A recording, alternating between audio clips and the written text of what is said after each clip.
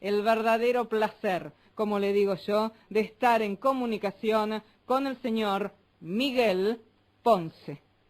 ¿Qué tal, Ale? Muy buenas noches y francamente el placer es mío, ¿no? Como siempre. No, el gusto es mío. Miguel, Sí. te quiero preguntar lo mismo con lo cual comencé la consigna del día de la fecha.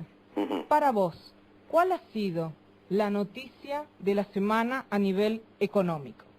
Bueno, yo diría que la noticia de la semana, y a lo mejor si somos generosos y no nos equivocamos, no solo la de la semana, algunos dicen la del mes y algunos dicen la noticia más importante desde que se inició el gobierno después del 10 de diciembre, son las cifras de pobreza que hemos conocido esta semana, ¿no es cierto? Después de tanto tiempo el INDEC nos tenía comprometido este número, bueno, finalmente el famoso 32.2%, ¿no es cierto?, que nos indica que 1 de cada 3 argentinos es pobre, y además los 1.7 millones de indigentes son sin duda el número, pero paradójicamente a mí me pegó muchísimo más el número dado a conocer el día siguiente, que es el que nos dice que los menores de 14 años en Argentina hay un 48% de los mismos que viven en hogares carenciados. Y esto es, ¿por qué digo que es? No solo por el que 48 es más que 32, sino porque estamos hablando del futuro. Acá todos sabemos que los niños que en edad temprana no reciben, ¿no es cierto?, la alimentación, la incentivación, la educación adecuada, a futuro son imposibles de que se incorporen, no solo como ciudadanos, sino que se incorporen al mercado laboral, particularmente al nuevo tipo de mercado laboral que se viene, ¿no es cierto?, que por supuesto exige cada vez más capacitación y cada vez estar en mejor situación para poder, diríamos, competir en un mundo que se hace cada vez más difícil. Entonces, este tema es, sin discusión, lo más impactante a lo que nos podemos referir hoy.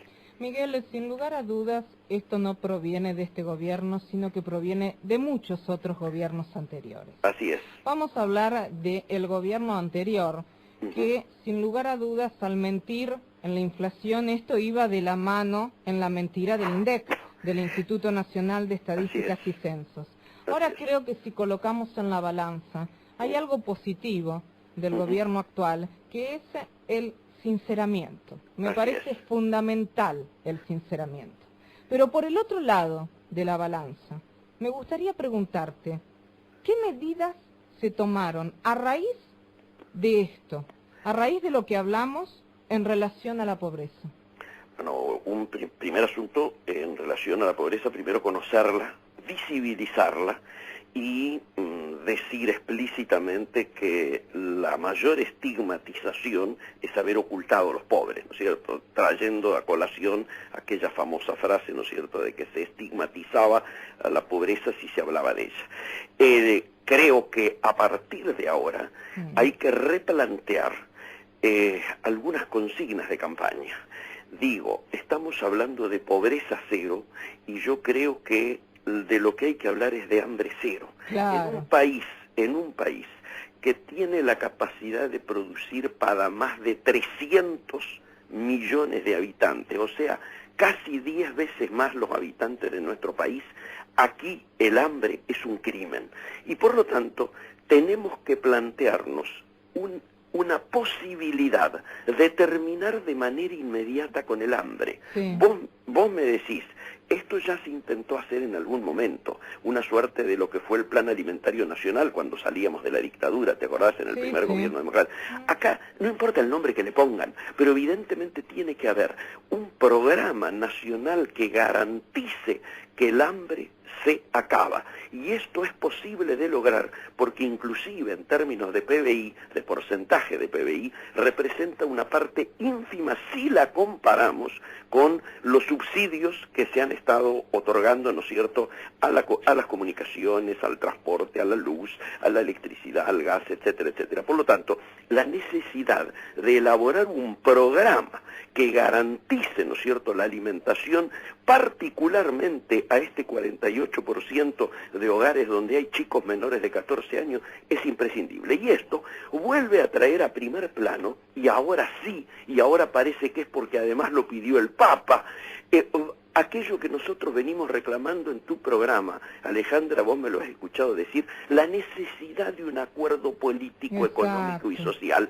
que nos ayude a comenzar a contrabalancear la balanza social que hasta este momento ha recaído sobre los más desposeídos. Y entonces es imprescindible que esto sea puesto en marcha, aparentemente de acuerdo a lo anunciado en las reuniones con esta CGT unificada, ¿no es cierto?, el tripartito que dirige en las reuniones con el gobierno.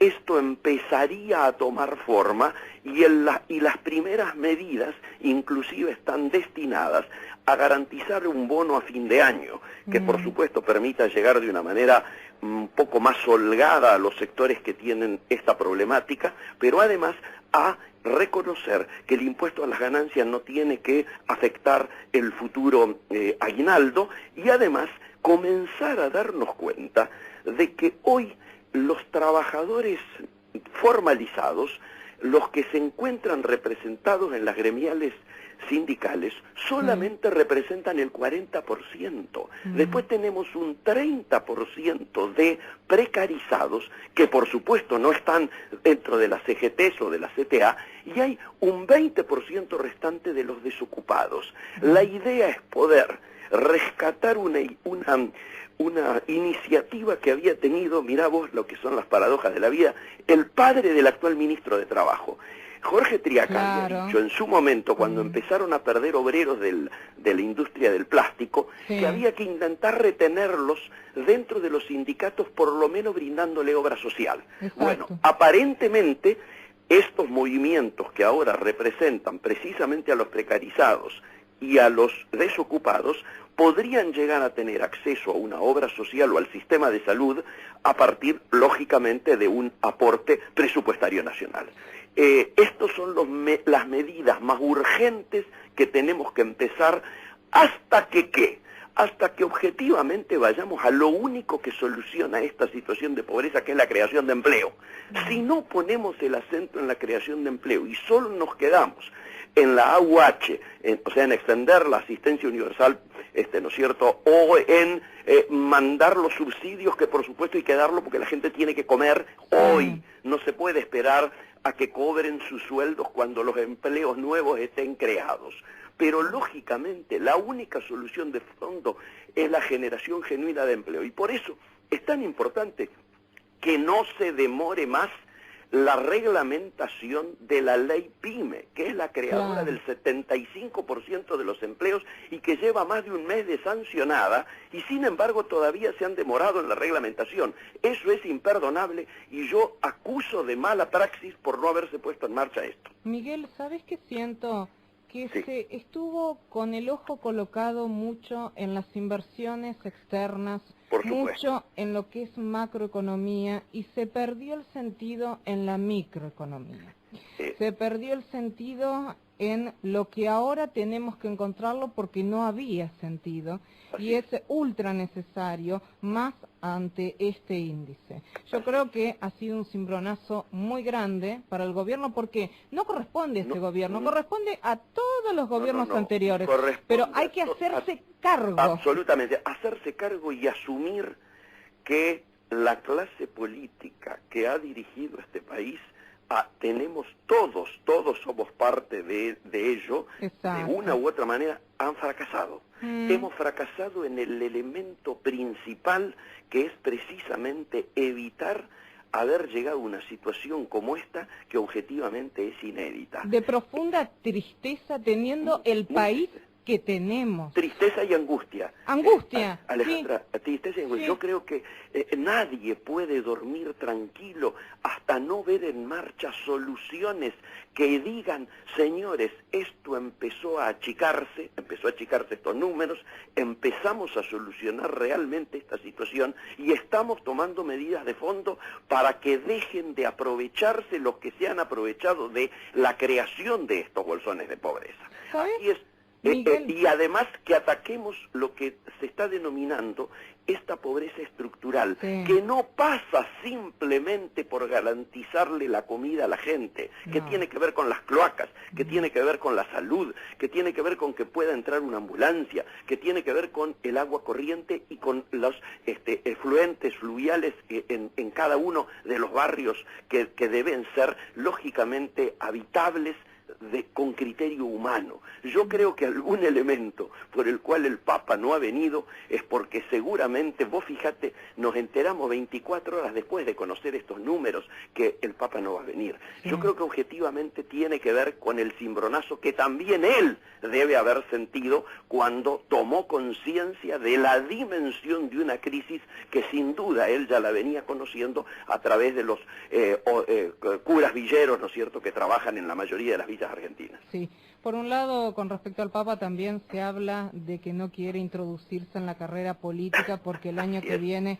es de elecciones, pero me parece que esto ha sido un antes y un después, más allá de la carrera política del 2017. Coincido totalmente ¿Sabes contigo. lo que me preocupa en cierto modo, Miguel? Y te dejo esta pregunta cortita porque Sí. viene el rotativo del aire, te voy a pedir que me esperes y después continuamos. Por supuesto que sí. Preguntarte solamente, porque mi temor es que estas medidas se estén tomando no por el sinceramiento que ocurrió en relación a la pobreza, sino por temor al paro de la CGT.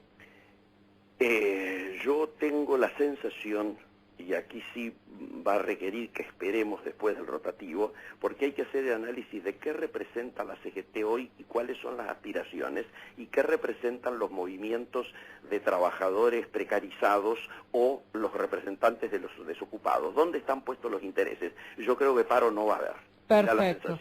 Pero lo charlamos inmediatamente después del rotativo. Muy bien, como sabe. Así que ahora llega Miguel. Miguel Ponce, director del Centro de Estudios para el Comercio Exterior del Siglo XXI, ex subsecretario de Industria y Comercio y ex gerente Cámara de Importadores. Ciudad de Buenos Aires, Argentina. AM 630 de tu lado. Estamos donde tenemos que estar. Radio Rivadavia, de tu lado. ¿Qué le digo a Alejandra Piaggi? Por Rivadavia. Fui a la orilla del río.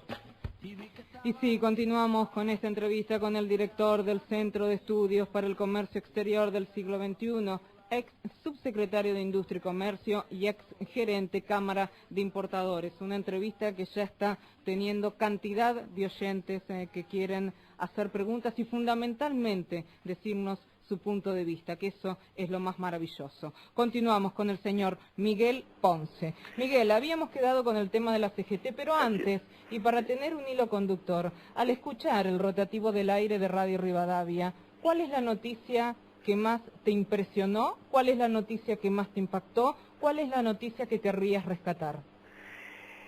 A ver, me parece que paradójicamente vengo de estar afuera al aire libre, ¿no? Por eso tal vez se note mi falta de voz o mi voz cambiada.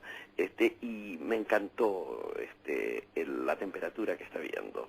Me encanta cuando llega así una primavera casi veraniega, estas noches que permiten que tanta gente pueda, diríamos, estar al aire libre, comer al aire, hacer una salida, planificar, después de un invierno que ha sido duro. Digo, me coloco en optimista, ¿no? Pese a que yo vengo de estar afuera, no por estar en estas cosas de solaz, sino por haber asistido a un espectáculo deportivo, ¿no? Igualmente quiero decirte que tu voz es absolutamente radial en este momento. Así que gracias. Continúa así, porque se nota un poco raspada, pero te queda perfecto. Tengo que gritar más goles, entonces.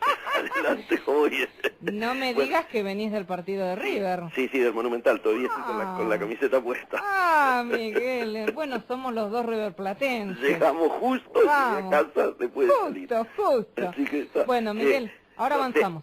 Sí, habíamos empezado a analizar por qué esto es nuevo y mucha gente no lo tiene en cuenta. Sí. Por un lado habíamos dicho la representatividad de la CGT y del resto de las gremiales de trabajadores, que está vinculado a un 40% de aquellos trabajadores que están formalizados. Y vos fíjate cuáles son los pedidos.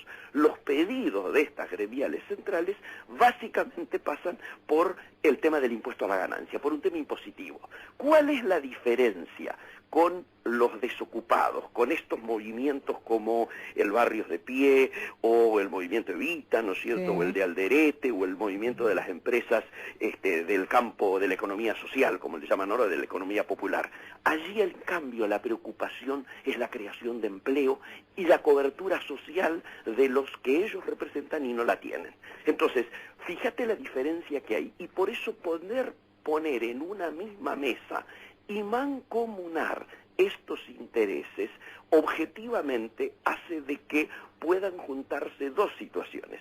Por un lado, las representaciones formales de los trabajadores, ampliando su llegada a los que no están formalizados, y por otro lado, la gran capacidad de movilización que tienen estos otros movimientos que no pasan precisamente por la formalización del empleo. Al sumarse estas dos situaciones, obviamente se dieron movilizaciones como las del 29 de abril, donde había casi 300.000 personas en la calle. Perfecto. Entonces, muy bien vos decís que hay un temor al paro. Yo creo que es muy posible que esta prórroga que ha habido, las concesiones que lógicamente ya se han adelantado por parte del bono, más la devolución que ha habido a las obras sociales, ¿no es cierto?, de temas que venían retenidos del tiempo anterior, hacen que, sumado a estas medidas y a esta voluntad de un acuerdo político, económico, social, es muy posible que finalmente el paro no sea necesario, por más que lógicamente va a haber presiones, particularmente de los grupos de izquierda, ¿no es cierto?, institucionalizados, que tienen algunas de las internas dentro de los sindicatos grandes, controlándolas en estos momentos por elecciones, ¿no es cierto?, Sí. que ha habido de renovación en esas comisiones internas, y que seguramente están presionando por el tema del paro. Creo yo, hoy me parece que esta demanda, en términos de representatividad, no en términos de ruido, significa un tema que puede llegar a ser neutralizado. Clarísimo tu punto de vista. Empezamos con la noticia de la semana. Ahora voy a redondear y después viene otra parte, porque te tengo otra parte preparada. Ahora te voy a preguntar la noticia que para vos no fue y te hubiera gustado escuchar o leer. Me hubiera gustado escuchar, desde lo que tiene que ver con mi trabajo y con lo que están esperando las pymes, que hubiera habido, te diría, dos noticias. Una, que se hubiera puesto ya en marcha y nos hubieran anunciado con bombos y platillos la agenda de la competitividad. Bien. Eso me hubiera gustado. El segundo elemento que me hubiera gustado es que cuando nos conocimos las cifras de comercio exterior, de este superávit que ha habido, que implicó un aumento de exportaciones, esas exportaciones no hubieran sido primarizadas. Vamos hacia una creciente primarización, o sea, exportación sin valor agregado, en detrimento de los que se denominan las MOI, las manufacturas de origen industrial, que son las que nosotros tenemos que ir incentivando para que nuestras pymes cada vez agreguen más valor, porque eso implica más generación de empleo.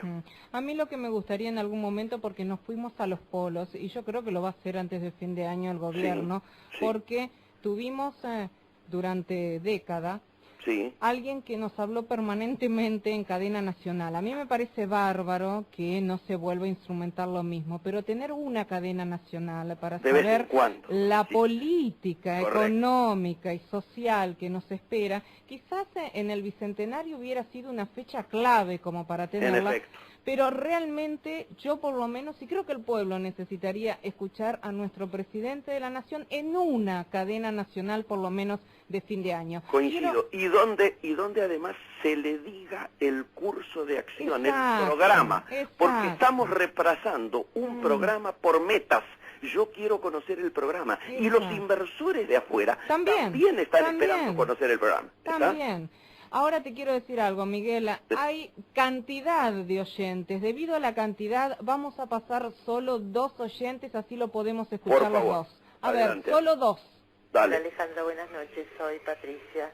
Y sí es cierto, es el índice de pobreza que se ha dado a conocer, bueno, esa es la pobreza extrema, pero la realidad es que los que estamos en una clase media, digamos, nos estamos empobreciendo, porque ya el dinero no nos alcanza, es así. Bueno, me gusta mucho el programa con los doctores, con los oncólogos, ¿sí? Te mando un besito. Bueno, como argentina me siento orgullosa de escuchar una radio Rivadavia que está tocando un tema tan importante y con tanta altura. Esperemos que le estén escuchando muchos y opinen, porque esto es muy grave lo que nos está pasando y ustedes lo están encarando muy frontalmente. Acá nuestra familia está conmovida por el tema y esto que están tocando ustedes va a conmover a todo el país. Gracias mis amores, gracias Patricia, y en el segundo caso no nos dejó el nombre, pero mil gracias porque se la notó también conmovida. ¿Cómo se nota la conmoción? Y quiero decirte que son 2 mensajes y tenemos cientos de mensajes. Sí, esto habla de la fidelidad de tus seguidores y de la importancia que le dan a los temas que vos elegís, ¿no? No, y también de cómo vos te estás expresando. Y esto no es por brindarnos flores entre ambos. No, por supuesto. Porque vos también hablas de una manera que llegás a los oyentes, porque a veces hay muchos economistas y hay muchas personas que te hablan con demasiado tecnicismo. Y acá hay cosas que son al pan pan y al vino vino. Y hay cosas que en la vida es blanco o negro. Como también hay escalas de grises. Porque cuando hablamos de la grieta yo no estoy absolutamente de acuerdo. ¿Por qué? Estoy en desacuerdo porque no debe haber tanta polaridad. Pero en algunos casos sí es necesario. Algunas cosas son sí y algunas cosas son no. Y algunas veces hay que tener escalas de grises y algunas veces también ver los colores del arco iris. Por supuesto, y además poder tener la libertad intelectual de poder señalar errores del pasado, pero también errores del presente, como asimismo rescatar algunos elementos positivos del pasado y algunos elementos positivos del presente. Es que así se construye un país, porque si no, absolutamente, cada gobierno que entra destruye lo otro. No, tomemos lo positivo de lo otro y descartemos absolutamente lo negativo, descartemos corrupción, descartemos las cadenas todos los días. Y ojalá... Descartemos relatos. Correcto, y ojalá esta mesa de negociaciones, este acuerdo político, económico y social, ayude también a resolver esta problemática de la brecha que a ninguno de nosotros nos deja cómodos. No. Ahora te quiero hacer 2, 3 preguntas que son más metafóricas, Miguel, pero que tienen que ver en cierto modo con lo que estamos hablando. Si tuvieras que colocarle un género a la película económica actual, para vos, ¿estamos ante una película dramática, de suspenso, de terror, un thriller psicológico, una comedia dramática? No, yo creo que es de suspenso. ¿Por qué es de suspenso? Primero porque cómo se ha desarrollado hasta este momento no representa el deseo que nos hubiese dejado algún número un poco menos duro que los que hemos conocido. Y de suspenso, digo por qué, porque para mucha gente esto tiene final abierto y va a depender muchísimo de las medidas que se tomen en este mes, en estos 2 meses antes de fin de año, para que tengamos un poco en claro cómo va a terminar esta película. Pero además es muy saludable la pregunta que haces, porque tenemos que acostumbrarnos a ver los procesos sociales y los económicos no como una fotografía, sino como una película. Entonces, analizar qué característica tiene esa película nos ayuda a entender mejor y a evitar cualquier tipo de pereza intelectual. Miguel, para vos, hoy en día, ¿quiénes son los protagonistas de la película económica que estamos viviendo? Y por último, ¿qué título le colocarías? Como siempre, los protagonistas son los actores sociales, los trabajadores, las pequeñas y medianas empresas, todos aquellos que cotidianamente generan la riqueza del país, y el título que le pondría es Hay una esperanza, no la defraudemos. Bien, te agradezco profundamente, Miguel, como siempre. Te digo, gusto, placer, y orgullo de poder contar con personas como vos, que aparte pudieron venir de una cancha y también tienen puesta la camiseta del partido con el cual vinieron, no importa, por supuesto, ser riverplatense como puede ser de cualquier otro partido, pero estar presente también para los oyentes y estar presente para el pueblo con tus palabras, con tus conocimientos y lógicamente aquí en Radio Rivadavia AM630. Un cariño enorme y que tengas una linda noche, que sea triunfal, que siga siendo triunfal. Igualmente para vos, Ale, y siempre es un orgullo estar contigo y para mí es un honor acompañarlos en Que le digo a Alejandra Piaggi y a los amigos de Rivadavia. Chau. Gracias, un cariño enorme, Miguel, cuídate, gracias.